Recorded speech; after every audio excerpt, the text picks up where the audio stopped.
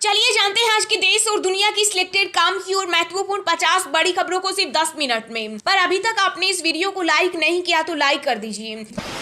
लोकसभा चुनाव 2024 में विपक्ष बीजेपी को हरा देगा, रिजल्ट लोगों को चौंकाएगा। राहुल गांधी ने अमेरिका में किया बड़ा दावा, कहा मोदी का हारना तय।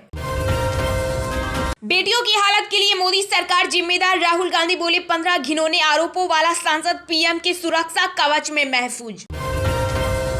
यूपी की 80 लोकसभा सीटों पर बीजेपी करा रही सर्वे, चुनाव से पहले हर 3 महीने में जानेगी जमीनी हकीकत। छत्रपति शिवाजी महाराज के राज्याभिषेक की 350वीं वर्षगांठ पर पीएम मोदी बोले एक भारत श्रेष्ठ भारत का विचार उनकी ही देन। टी शर्ट खींची, सीने पर लगाया हाथ, सेक्सुअल फेवर सहित महिला पहलवानों ने ब्रजभूषण सिंह पर एक और एफआईआर में लगाए कई गंभीर आरोप। जीएसटी संग्रह से भरी सरकार की झोली, मई में 1.57 लाख करोड़ का हुआ कलेक्शन, केंद्रीय वित्त मंत्रालय ने दी जानकारी। नए संसद भवन में अखंड भारत का नक्शा देख आग बबूला हुआ पाकिस्तान, नेपाल के वामपंथी नेताओं ने भी उगला जहर। पहलवानों के मामले में एक्शन में भाजपा आलाकमान, ब्रजभूषण सिंह को अनावश्यक बयानबाजी से बचाने का दिया निर्देश। अमेरिकी राष्ट्रपति जो बाइडेन अचानक जमीन पर औंधे मुंह गिरे, मंच पर सैंडबैग से लगी ठोकर। महंगे होंगे smartphone, TV, open cell panel के दाम बढ़ने से 10% तक की कीमतों में होगी बढ़ोतरी। कर्नाटक में सिद्धारमैया कैबिनेट ने 5 गारंटियों पर लगाई मुहर, 200 यूनिट बिजली फ्री, महिलाओं को 2000 और युवाओं को दिए जाएंगे 3000 रुपए। पहलवानों के समर्थन में आए कपिल देव, सुनील गावस्कर समेत कई बड़े पूर्व क्रिकेटर जल्दबाजी में फैसला न लेने की अपील की। घर घर में बैठा रावण, शांति नहीं अब होगी क्रांति, गुजरात के राजकोट में बोले बागेश्वर धाम के पीठाधीश्वर धीरेन्द्र शास्त्री। दिल्ली के मुख्यमंत्री अरविंद केजरीवाल ने झारखंड के सीएम हेमंत सोरेन से की मुलाकात, अध्यादेश के खिलाफ मांगा समर्थन।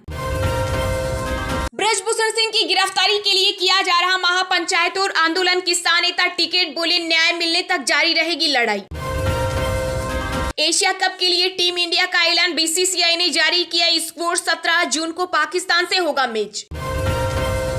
बीजेपी नेता ब्रजभूषण सिंह ने स्थगित की 5 जून को होने वाली अयोध्या रैली, इजाजत न देने पर प्रशासन और संत समाज आया आमने सामने। मनीष सिसोदिया को मिली राहत, आज सुबह 10 से शाम 5 बजे के बीच पत्नी से कर सकेंगे मुलाकात, कई शर्तों का करना होगा पालन।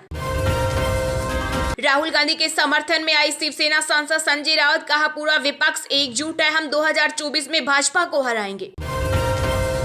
सीएम योगी आदित्यनाथ का बड़ा ऐलान, बोले यूपी में निकायों को अव्वल आने पर 10 करोड़ तक का मिलेगा पुरस्कार।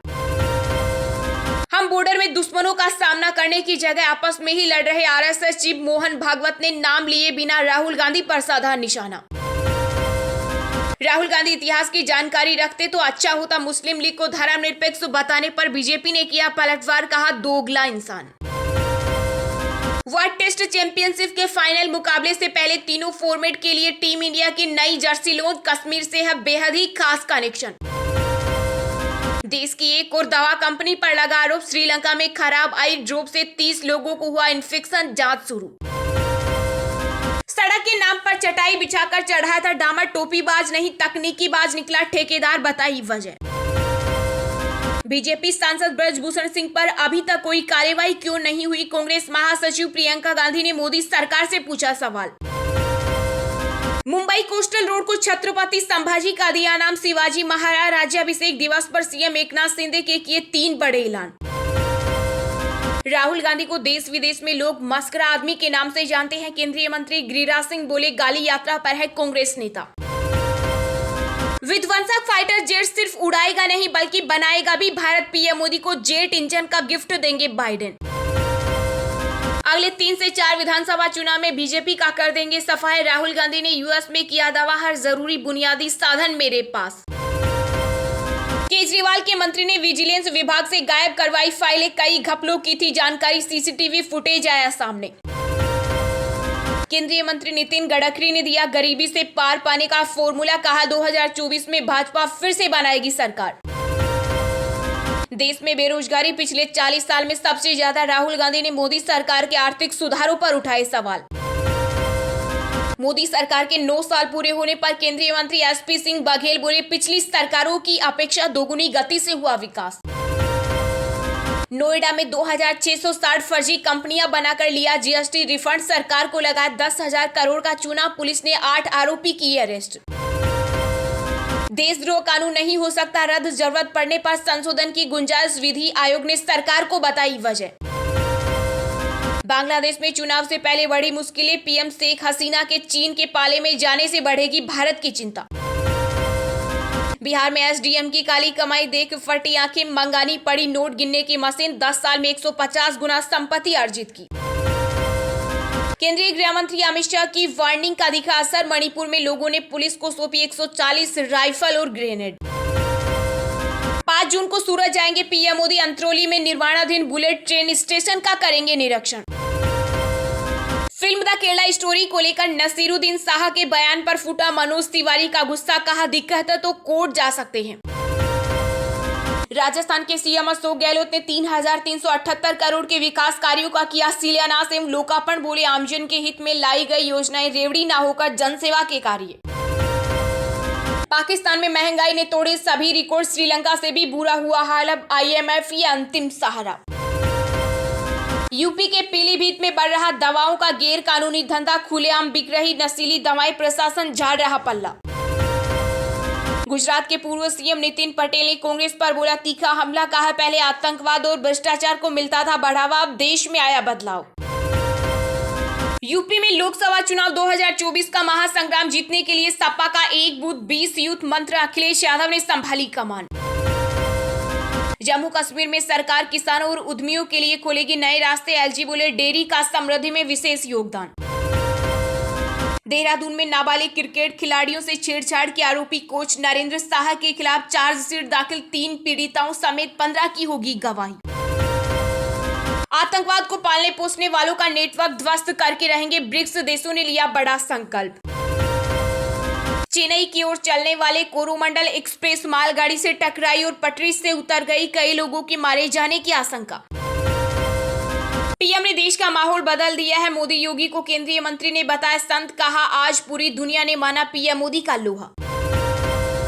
मुस्लिमों पर इतना जुल्म कभी नहीं हुआ, यूएस में राहुल ने मुस्लिम भाइयों पर जताई चिंता, तो सपा सांसद शफीकुर रहमान का भी छलका दर्द। इंदौर पहुंचे नेपाल के प्रधानमंत्री प्रचंड, मुख्यमंत्री शिवराज ने किया स्वागत। देशद्रोह कानून जरूरी, सजा भी बढ़े, लो कमीशन ने कानून मंत्रालय को सौंपी रिपोर्ट, दिए कई सुझाव। जिद छोड़ शराब की परमिट व्यवस्था लागू करे, शराब बंदी पर बीजेपी नेता सुशील मोदी ने बिहार के सीएम नीतीश कुमार को दी सलाह। उत्तर भारत में बारिश का दौर होगा खत्म, पहाड़ों में जारी रहेगी बर्फबारी, आईएमडी का ताजा अपडेट।